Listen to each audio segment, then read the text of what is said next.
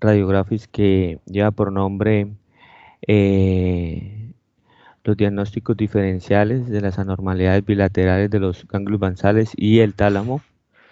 Eh, Vamos a exponerlo aproximadamente hasta antes de empezar las afectaciones vasculares.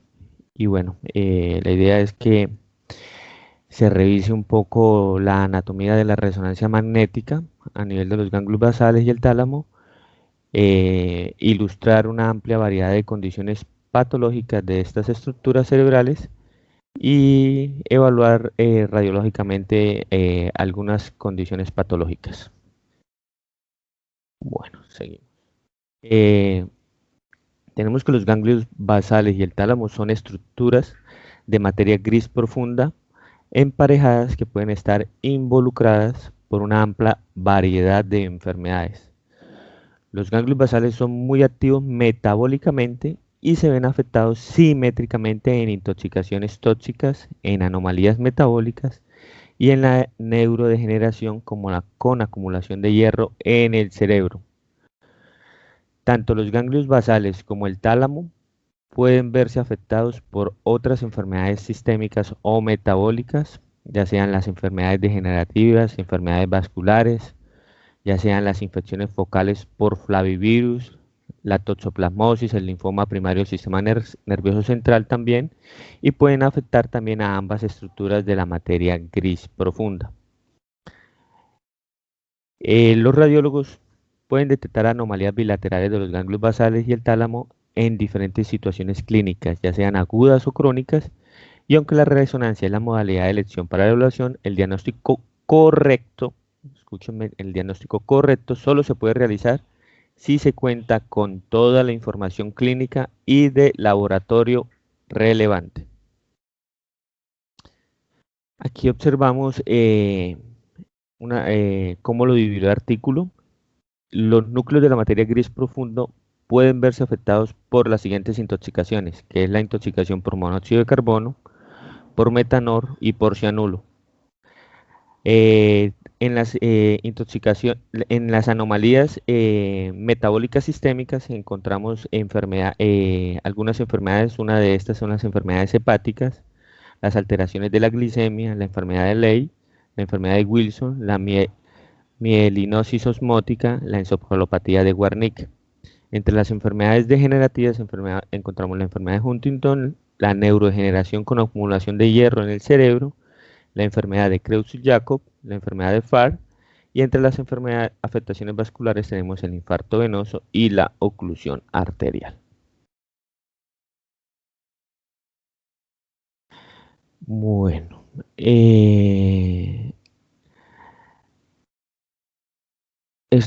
para comenzar vamos a hablar un poco de lo que tiene que ver con la anatomía cerebral, algo que ustedes ya conocen. Tenemos que las imágenes axiales del cerebro, tenemos el núcleo lentiforme y la cabeza del núcleo caudado. Pueden visualizarse como estructuras simétricas emparejadas, ubicadas entre el ventrículo lateral y la corteza insular. Tenemos que el núcleo lenticular, que incluye tanto el putamen como el ganglio el globo pálido, están situados más medialmente y están separados del núcleo caudado por la rama anterior y posterior de la cápsula interna. En la resonancia magnética, el núcleo caudado y el putamen son isointensos en relación con la sustancia gris cortical, con todas las secuencias de pulso, y no realzan después de la inyección de material de contraste. Mientras que el globo pálido es típicamente un poco hipointenso en relación con el putamen, y esto es una característica normal y se atribuye al depósito progresivo de hierro a medida que se va envejeciendo. El núcleo lentiforme también puede exhibir, como lo vamos a ver más adelante, y como ya se explicó anteriormente, los espacios perivasculares de Virchow-Roine dilatados y calcificaciones relacionadas con la edad que se ven de forma simétrica bilateral y que son considerados hallazgos normales y no deben confundirse con cambios patológicos. Aquí vemos en esta diapositiva unas imágenes por resonancia magnética, esta que estoy señalando, un corte axial ponderado en T2, donde se muestran unos focos redondeados, bien definidos, que son isointensos en relación con el líquido cefalorraquídeo, y estos hallazgos son representativos para unas dilataciones perivasculares de Virchow-Robin. En la imagen del medio es una tomografía computarizada sin material de contraste, donde evidenciamos una calcificación fisiológica bilateral simétrica a nivel de los ganglios basales. Y en la imagen de la izquierda vemos una imagen en ponderación, en corte axial, en ponderación GREM, donde se ve unos depósitos fisiológicos de hierro a nivel del globo pálido, siendo simétricos e hipointensos en esta secuencia. Tenemos que las funciones de los ganglios basales son complejas. Estas estructuras están involucradas principalmente en la producción de movimiento y son parte del sistema motor extrapiramidal, pero también pueden estar involucradas en la memoria, la emoción y otras funciones cognitivas. El putamen y el globo pálido son sustancias ricas en mitocondrias, en suministro vascular, en neurotransmisores y en contenido químico en comparación con otras áreas del cerebro, y su alta actividad metabólica y una mayor utilización de glucosa y oxígenos los hacen vulnerables a anomalías metabólicas y muchas enfermedades sistémicas o generalizadas.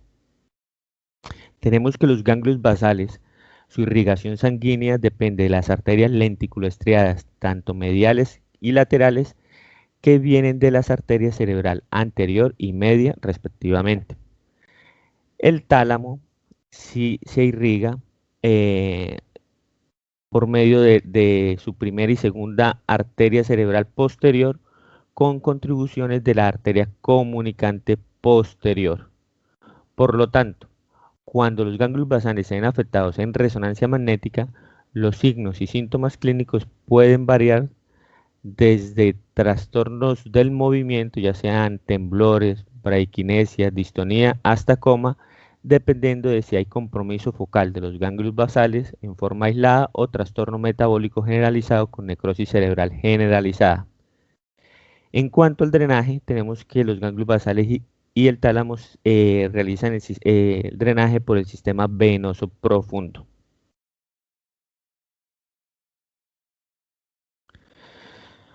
Vamos a comenzar a hablar de lo que tiene que ver con el envenenamiento tóxico. Como les mencioné anteriormente, está el monóxido de carbono, el metanol y el cianuro implicados entre estas sustancias. El monóxido de carbono lo que va a realizar es una inhibición del transporte de electrones. El metanol lo que realiza es se va a metabolizar a formiato tóxico, y el cianuro bloquea el hierro trivalente en la cadena respiratoria celular.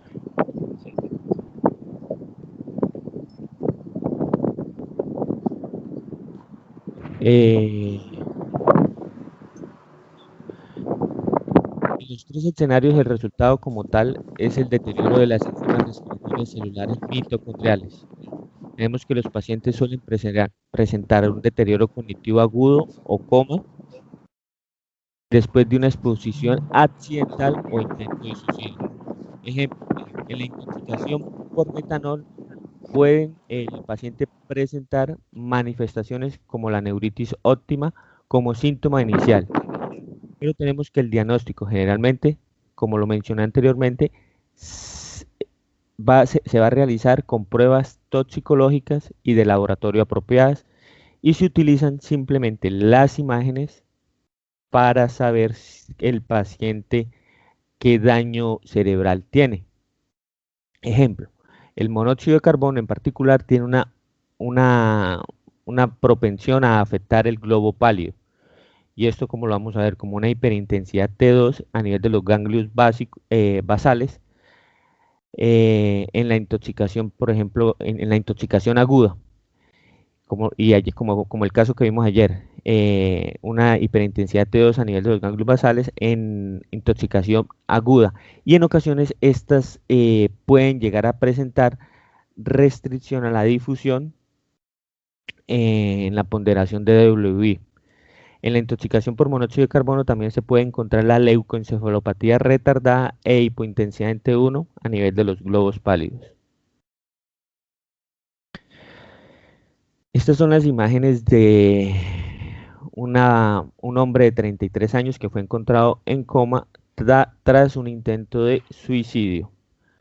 Aquí vemos las imágenes obtenidas 4 semanas después de la intoxicación, donde vemos una resonancia magnética en un corte axial ponderada en T2 y en un corte coronal ponderada en FLAIR, donde vemos unas áreas hiperintensas, simétricas en la sustancia blanca profunda, que son compatibles con leucoencefalopatía retardada a nivel de FLAIR y los focos simétricos a nivel, focos hiperintensos simétricos a nivel de los ganglios basales, que son características de la intoxicación por monóxido de carbono. Ayer vimos un caso, pero pues este está tiene mayor compromiso neurológico. Aquí en esta imagen es un paciente de 41 años que presentó alteración del estado mental. Es un paciente con intoxicación por metalol. Lo que vemos en la imagen es una tomografía donde vemos una hipoatenuación a nivel de los núcleos lenticulares, el cuerpo calloso, la sustancia blanca profunda subcortical bifrontal y a nivel parieto-occipital.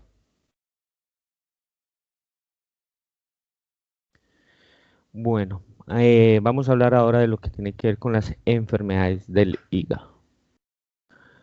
Tenemos que los ganglios basales pueden verse afectados en pacientes con disfunción hepática. La mayoría de los pacientes tienen antecedentes de cirrosis crónica con hipertensión portal y en ocasiones estos pacientes pueden llegar a tener derivaciones iatrogénicas, es decir, una colocación de una derivación portosistémica intrahepática, ya sea trayugular, o puede tener una derivación portosistémica espontánea, lo que provoca que los productos de desecho nitrogenados crucen la barrera hematoencefálica y provoquen un daño cerebral tóxico a largo plazo. Los hallazgos en la resonancia magnética cerebral en la cirrosis hepática incluyen hiperintensidades bilaterales en el globo pálido y sustancia negra en la ponderación T1. Y estos hallazgos se han atribuido a los depósitos de manganeso y pueden ser reversibles después de un trasplante de hígado. Los signos característicos de daño cerebral agudo en las imágenes de resonancia pueden estar presentes en pacientes con hiperamonemia aguda, incluidos pacientes cirróticos con descompensación hepática aguda, en los que la concentración de amoníaco puede llegar a aumentar hasta 4 veces más más repentina, y en pacientes con deficiencia de la ornitina.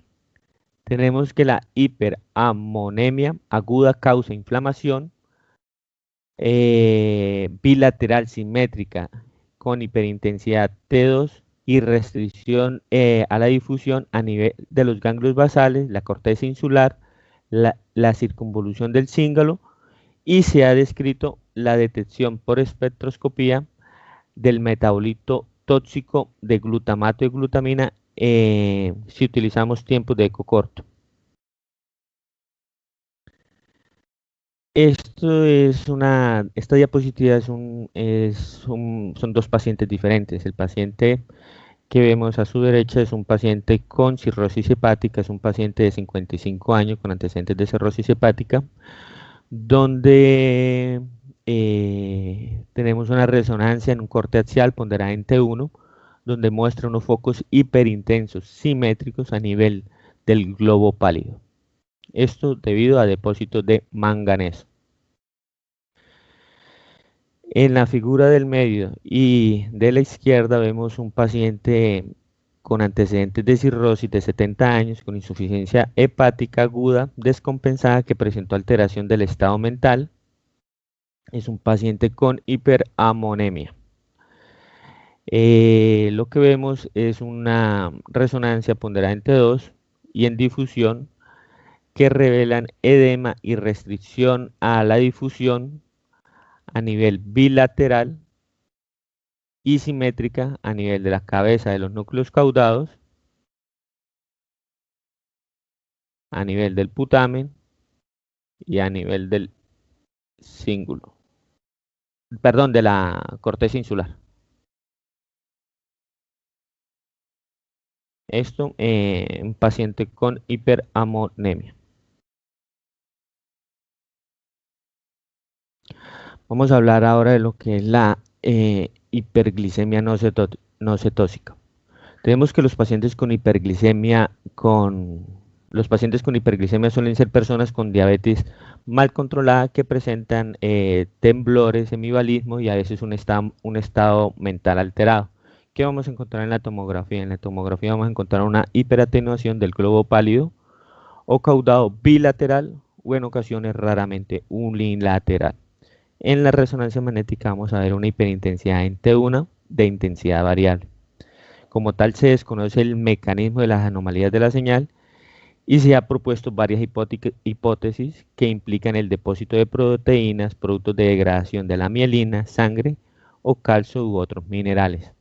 Además, la hiperglicemia, otras causas importantes en la hipoatenuación del T1 a nivel del globo pálido bilateral incluye, como lo vimos anteriormente, los depósitos de manganeso en la encefalopatía hepática. También tenemos que la exposición ocupacional crónica al manganeso lo vamos a ver también en pacientes que presentan tratamiento a largo plazo con nutrición parenteral total. Esta hiperintensidad en T1, no solamente en la hiperglicemia no cetóxica, sino, como lo expliqué anteriormente, en pacientes con nutrición parenteral total y encefalopatía hepática. Esta diapositiva vemos una imagen, un corte axial ponderado en T1 que revela áreas hiperintensas bilaterales a nivel del globo pálido. Este es un paciente, una mujer de 68 años con antecedentes de diabetes no controlada y movimientos coreoatetóxicos con diagnóstico de una hiperglicemia no cetóxica.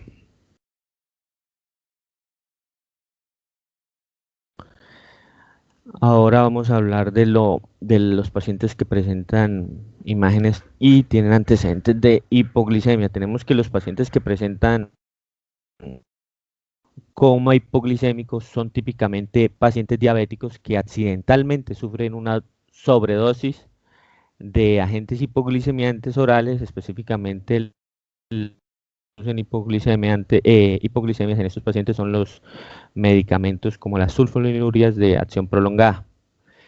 La extensión del daño cerebral depende de la gravedad y la duración de la hipoglicemia y la presentación clínica. Vamos a encontrar pacientes con convulsiones, déficit neurológicos focales o simplemente pacientes que se encuentran en un estado de coma. En las imágenes por resonancia magnética vamos a ver que en pacientes que presentan hipoglicemia grave podemos encontrar hiperintensidad T2 a nivel de la corteza cerebral, el hipocampo y los ganglios basales. Mientras que en algunos pacientes que presentan hipoglicemia reversible o una hipoglicemia leve se han notificado anomalías transitorias y aisladas de la sustancia blanca que afectan el esplenio del cuerpo calloso, la cápsula interna, la corona radiada. Estos pacientes se recuperan por completo sin déficit neurológico. Sin embargo, las lesiones de la sustancia blanca también se pueden observar en combinación con anomalías graves y difusas de la sustancia gris.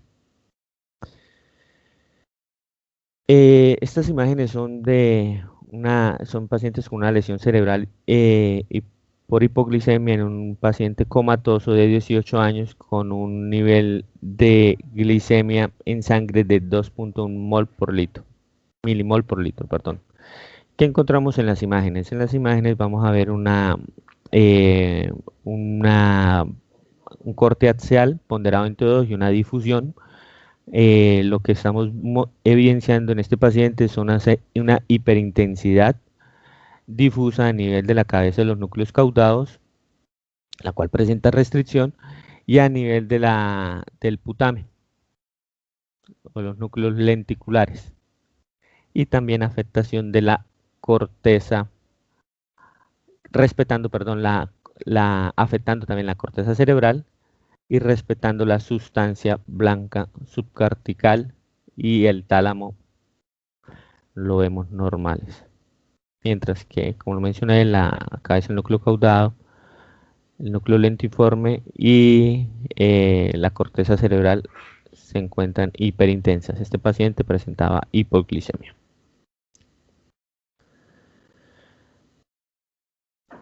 En cuanto a la encefalopatía hipóxica isquémica, tenemos que la encefalopatía hipóxica isquémica eh, puede ser el resultado de una insuficiencia respiratoria o circulatoria por causas que pueden incluir un paro cardíaco, un ahogamiento o una asfixia.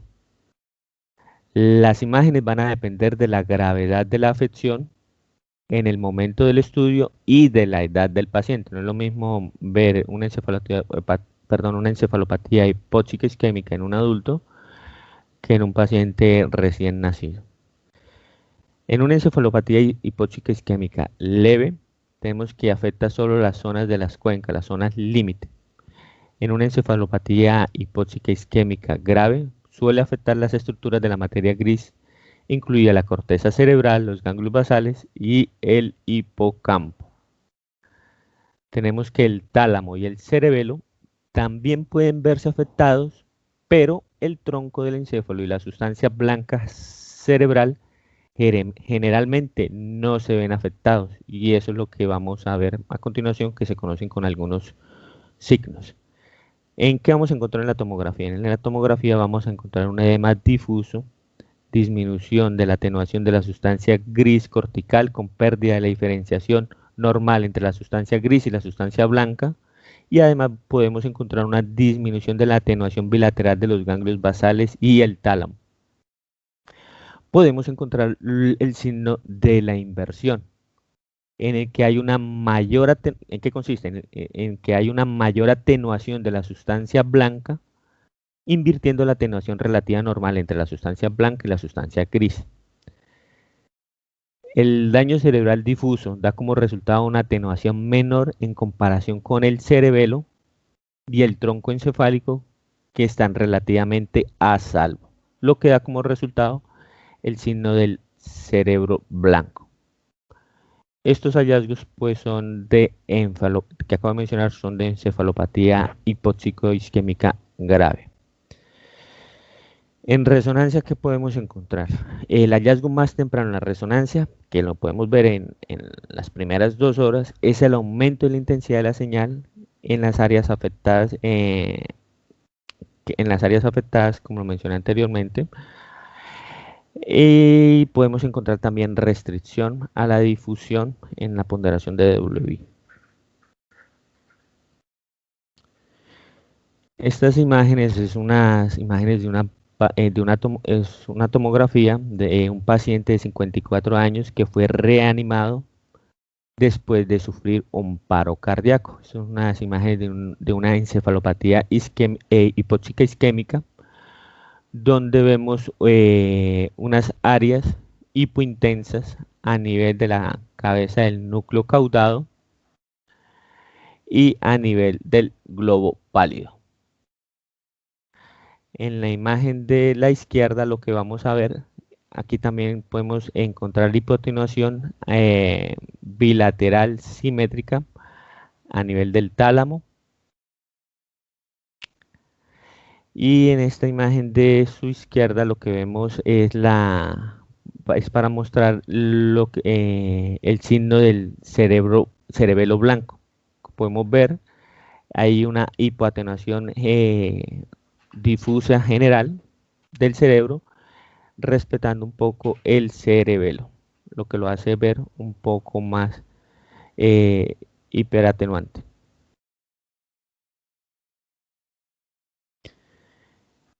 Esta diapositiva es de una mujer de 38 años que fue reanimada después de estar involucrada en un accidente de tránsito. Lo que vemos en la imagen es un corte axial, ponderación T2, donde vemos involucrado de forma simétrica y bilateral la cabeza del núcleo caudado, el putamen, eh, el tálamo.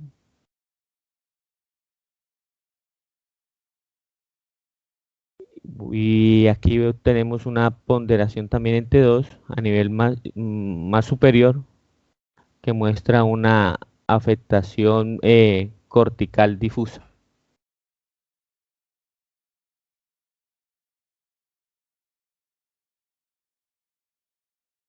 Bueno, vamos a hablar ahora de lo que tiene que ver con la enfermedad de Ley.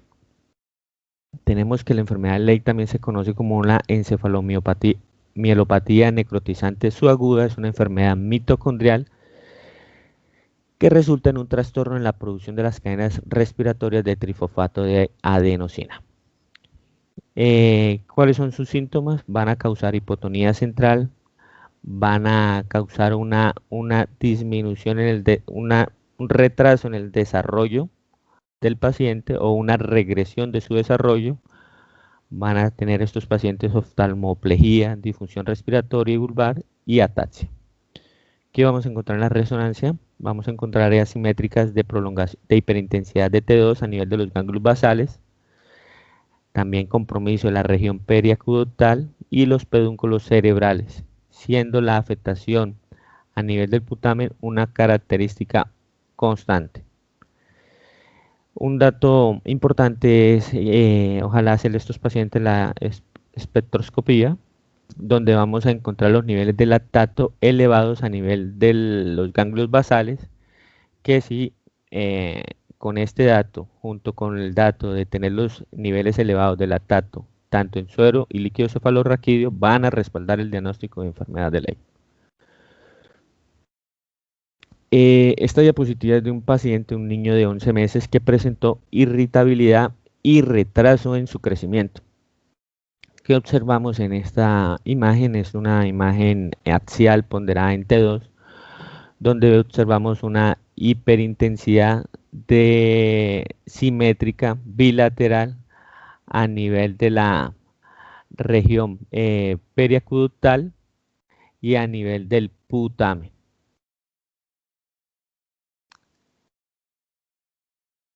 Y en la espectroscopía lo que vamos a ver es el incremento del lactato.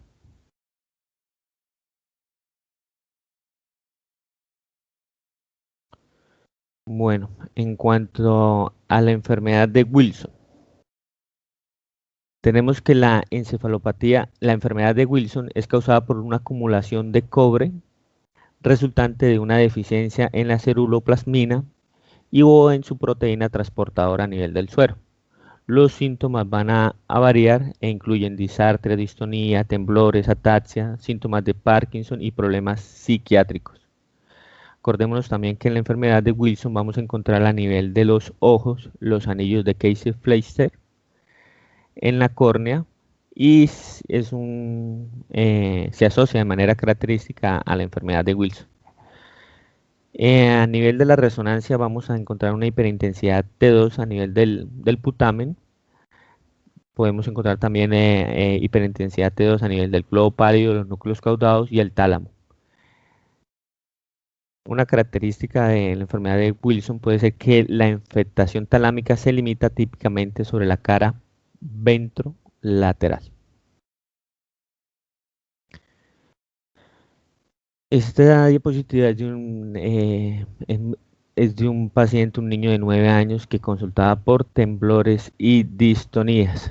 Lo que vemos en esta resonancia axial ponderada en T2 es que muestra unas áreas bilaterales simétricas de hiperintensidad en T2 a nivel del tálamo ventrolateral, a nivel del putamen y a nivel de la cabeza de los núcleos caudados. Es una afectación simétrica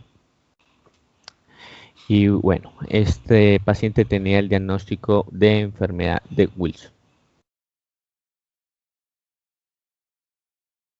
En cuanto a la mielinolisis osmótica,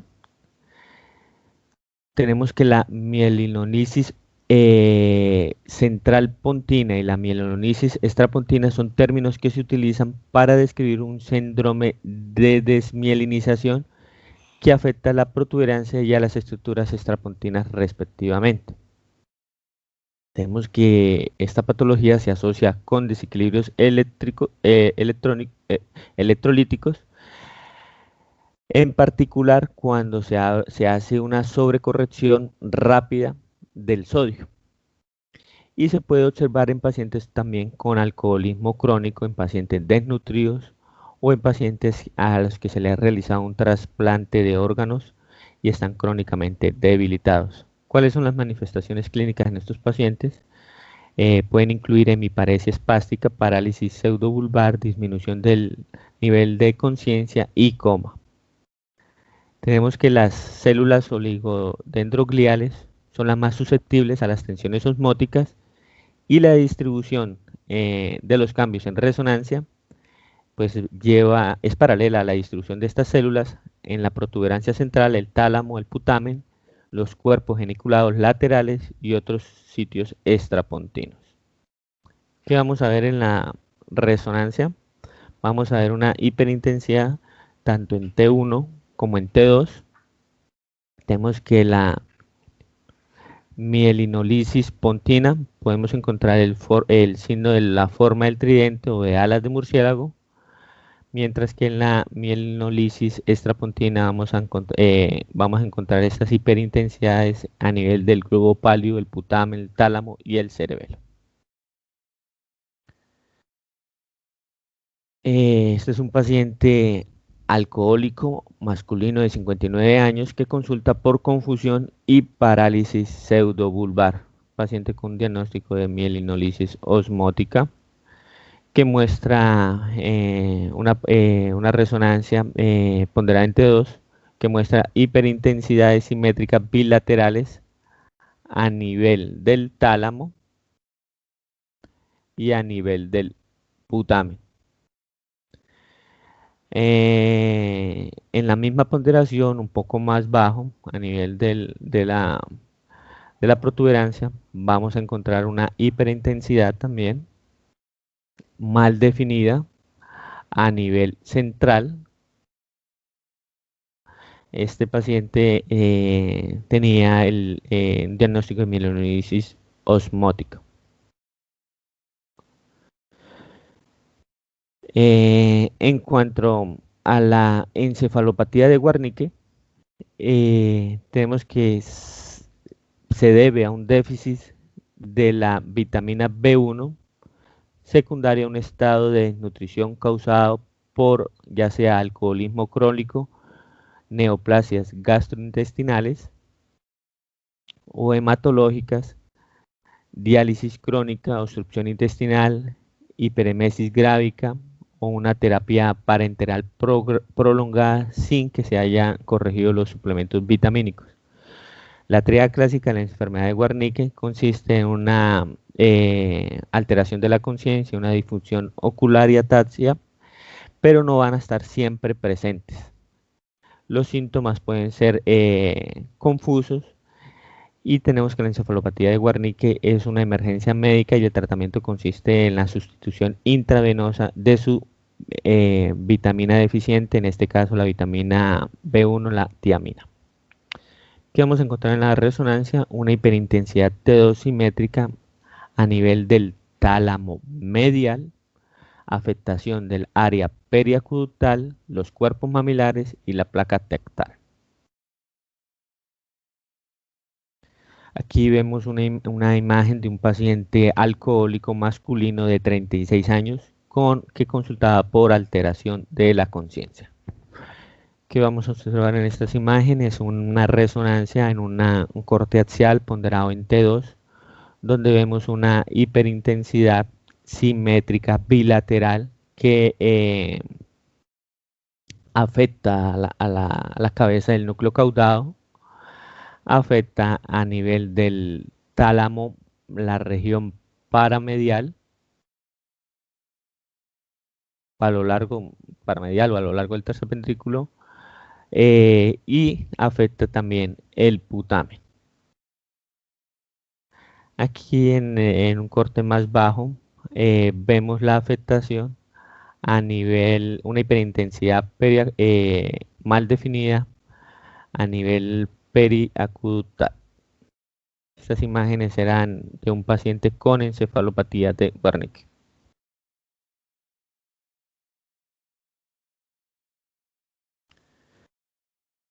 En cuanto a las patologías que se caracterizan por un depósito excesivo de hierro a nivel de los ganglios basales, en esto vamos a hablar de la neurodegeneración con acumulación de hierro en el cerebro.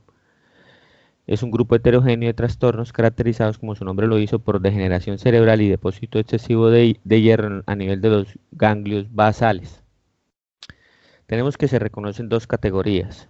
La enfermedad clásica de inicio temprano y rápidamente progresiva, y la enfermedad típica de aparición tardía y lentamente progresiva. ¿Qué vamos a encontrar en la resonancia? Vamos a encontrar una hiperintensidad bilateral a nivel del globo pálido en ponderación T2, que se va a correlacionar con la acumulación de hierro observada en el examen patológico. Tenemos que estos pacientes con neurodegeneración casi siempre van a tener una afectación de un gen, dependiendo de qué tipo de categoría sea, que va a ser una mutación a nivel de la que se llama PANC2, y va a tener un signo característico que es el signo del ojo de tigre, que lo vamos a ver a continuación. Este es un paciente de 24 años que consultaba por distonía. Es un paciente con neurodegeneración asociada a pantotenato quinasa. La imagen por resonancia muestra unas áreas hiperintensas bilaterales a nivel del globo pálido, asociada a una hipointensidad adyacente, que es lo que muestra como el signo del tigre. Este paciente tenía un diagnóstico, repito, de neurodegeneración con acumulación de hierro en el cerebro.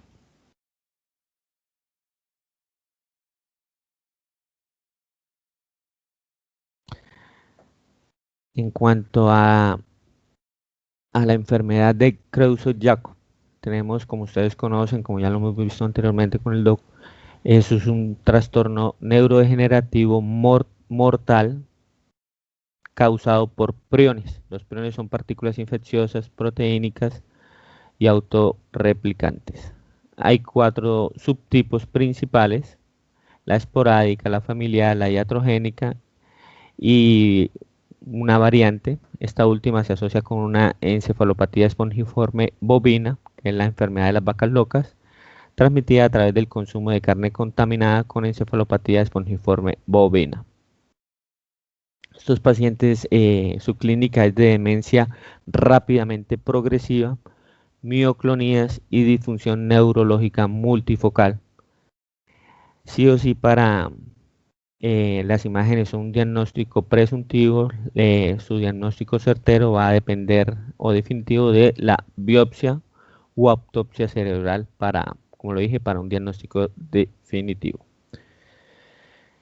Algo muy importante que es que la difusión restringida que se observa atribuible a la degeneración neuronal espongiforme es más sensible que los hallazgos de las imágenes ponderadas en T2 para la enfermedad de Creutzfeldt-Jakob, especialmente para las lesiones corticales.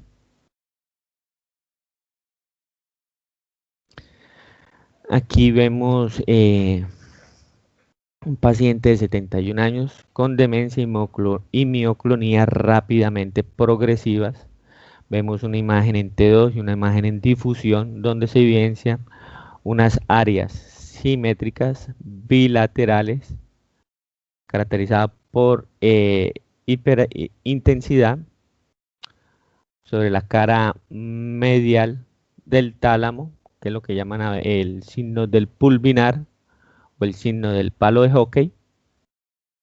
Los sitios afectados se ven mejor como lo muestran estas dos imágenes, en difusión. Y también tenemos aquí la hiperintensidad a nivel de las circunvoluciones del cíngulo.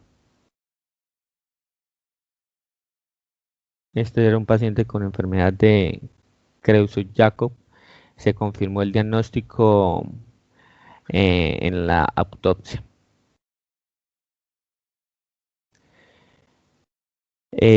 Vamos a hablar ahora de lo que es la enfermedad de Farr, también conocida como calcinosis estriopálido-dentada bilateral. Tenemos que es una enfermedad neurodegenerativa rara que se caracteriza por una deposición simétrica bilateral de calcio a nivel de los ganglios basales, el tálamo, núcleos dentados, centro semioval, en ausencia de hipoparatiroidismo. Sus síntomas son inespecíficos. Estos pacientes consultan por dolor de cabeza, vértigo, trastornos del movimiento, síncope y convulsiones. Otros síntomas neurológicos son los que están mencionados: la paresia, la espasticidad, la alteración de la marcha, los trastornos del habla, el coma, la demencia, el parkinsonismo, los temblores, la distonía, las mioclonías. ¿Qué vamos a encontrar en las imágenes? Vamos a observar una afectación caracterizada por calcificaciones densas bilaterales simétricas a nivel de los ganglios basales, los núcleos dentados, el tálamo y la sustancia blanca subcortical del cerebro. Como se decía en su definición, el paciente debe tener, dentro de sus diagnósticos diferenciales, debe tener el hipoparatiroidismo o pseudo hiperparatiroidismo, que es la resistencia del órgano terminal a la hormona paratiroidea, y que se puede confirmar con mediciones de los niveles séricos de calcio, fósforo y hormona paratiroidea. Aquí observamos un paciente de 44 años con demencia y alteraciones de la marcha.